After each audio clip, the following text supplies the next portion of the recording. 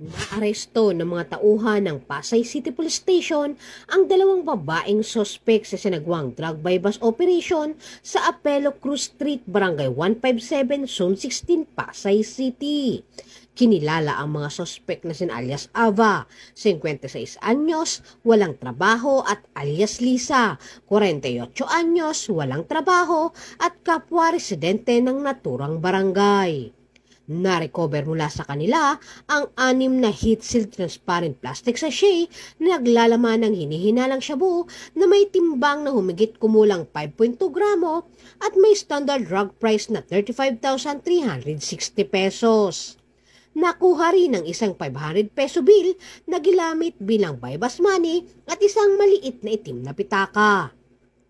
Ang mga naarestong sospek ay dinala sa Station Drug Enforcement Unit para sa dokumentasyon at wastong disposisyon, samantala ang nakumpiskang mga ebidensya ay isinumiti sa Southern Police District Forensic Unit para sa pagsusuri.